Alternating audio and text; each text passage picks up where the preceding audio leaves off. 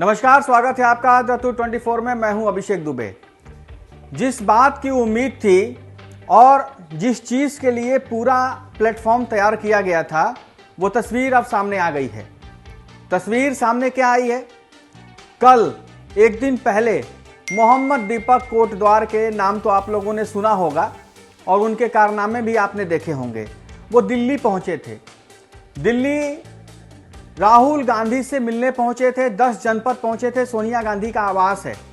वहां से निकलती हुई तस्वीरें आपको दिखाई दे रही होंगी। देखिए कैसे आराम से मौज मस्ती में बात करते हुए ये 10 जनपद से निकलते हुए बाहर आ रहे हैं। और इनकी जो मुलाकात राहुल गांधी से हुई है वो भी तस्वीर आप देख लीजिए। राहुल गांधी इनको गले लगा रहे हैं, इनके साथ बातचीत हो रही है। यानी कि एक बड़ा मैसेज देने की कोशिश है कि जो भी मुसलमानों के पक्ष में बोलेगा और हिंदुओं के विपक्ष में बोलेगा, यानी कि सनातन के विपक्ष में अगर कोई बोलता है तो उसके लिए कांग्रेस खड़ी है। कांग्रेस उसको गले लगाएगी। कांग्रेस उन दंगा कराने वालों को अपने घर पर बुलाएगी, नाश्ता कराएगी, खाना खिलाएगी। यानी कि जिस राज्य में चुनाव होगा वहां पर अपने एक दो लोग ऐसे छोड़ देगी कि वो कोई ना कोई बहाना निकाल कर किसी तरीके से वहां पर दंगा कराने वाली स्थिति पैदा कर दें और उसके बाद सोशल मीडिया पर उसको गलत तरीके से फैलाया जाएगा, प्रचार प्रसार किया जाएगा और फिर जब मामला शांत हो जाएगा तो उसे अपने घर पर बुलाकर खाना खिलाया जाएगा। ये वही मोहम्मद दीपक हैं जो बाबा की दुकान को लेकर भिड़ गए थे। बजरंग दल के कार्यकर्ताओं से बहसबाजी की थी, गाली गलौज की थी और खुद मामले को तूल पकड़वाया था।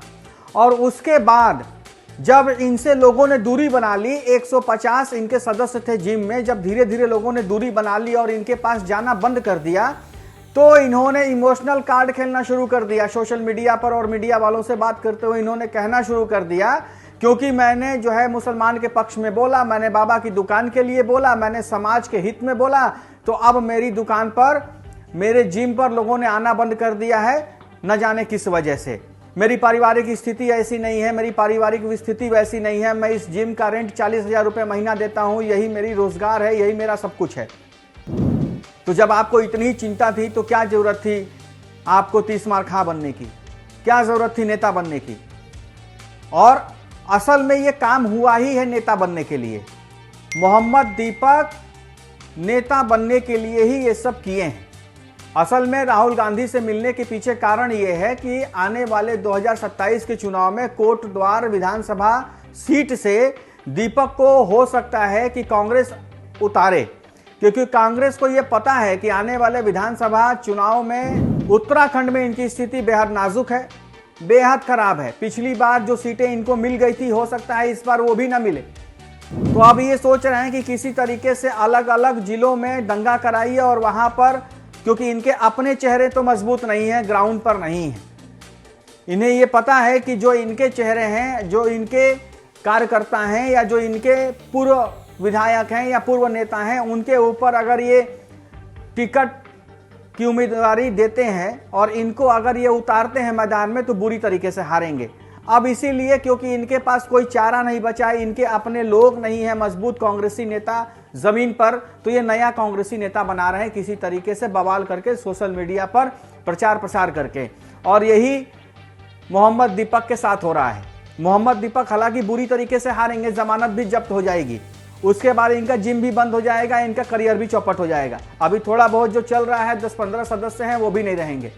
लेकिन राहुल गांधी इनको बुलाकर अपना एक नेता वहां पर डिप्लॉय करना चाहते हैं, ताकि किसी तरीके से जो गई इज्जत है उत्तराखंड में वो बनी रहे। चुनाव बाद तो खैर वो भी चली जाएगी। तो ये स्थिति इस वक्त बन रही है उत्तराखंड में कि किसी तरीके से दंगा कराइए, वहां की स्थिति लॉ एंड ऑर्डर को खराब करिए, वहां पर हल्ला मचाइए, वहां पर मुख्यमंत्री के ऊपर आरोप लगाइए और अपना एक नया युवा कार्यकर्ता, युवा नेता पैदा करिए, ताकि वो वहां पर बीजेपी के सामने या वहां जो भी लोकल पार्टी है उसके सामने एक उम्मीदवार खड़ा हो सके। क्योंकि इनके नेता में अब उतना दम तो रहा नहीं कि वो बीजेपी का सामना उत्तराखंड में कर पाएंगे। और यही बात बार बार वहां के लोग भी कह रहे थे कि कोटद्वार में इससे पहले इस तरीके की घटना नहीं हुई। वहां पर ना हिंदुओं के बीच हुआ, ना मुसलमानों के बीच हुआ, दोनों एक दूसरे के साथ मिलजुल कर रहते थे।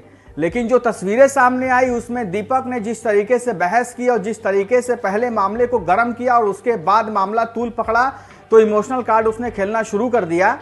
ये इस बात का सबूत है कि दीपक पहले से ही कांग्रेस के साथ था, ऑफिशियली नहीं था, उसकी तस्वीरें नहीं थी, लेकिन उसका जो दोस्त था वो पूर्व कांग्रेसी युवा नेता था और उसी का वो दोस्त है। तो एक कांग्रेसी का दोस्त भाजपाई तो हो नहीं सकता है, कांग्रेसी का दोस्त कांग्रेसी ही होगा और ये कांग्रेस के लिए काम भी करता था। ऐसी खबरें भी हैं, लोग वहां के कह रहे हैं।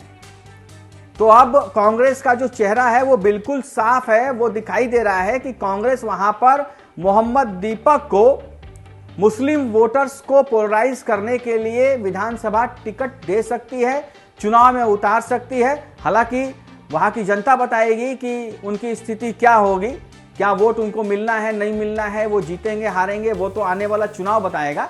लेकिन जिन जिन राज्यों में चुनाव आ रहे हैं, यूपी में हो, उत्तराखंड में हो या जिन राज्यों में है, वहां पर कांग्रेस लगातार कोशिश कर रही है कि किसी तरीके से लॉ एंड ऑर्डर की सिचुएशन खराब कर दी जाए, किसी तरीके से वहां पर दंगा करा दिया जाए, भारतीय जनता पार्टी को बदनाम करने की कोशिश करें, क्योंकि डायरेक्ट लड़ाई में जीतना मुश्किल है। उनके सामने कोई कैंडिडेट नहीं है कांग्रेस के पास कि वो खड़ा कर पाए, तो चैलेंजिंग सिचुएशन है, इसीलिए इस तरीके की स्थिति बनाई जा रही है।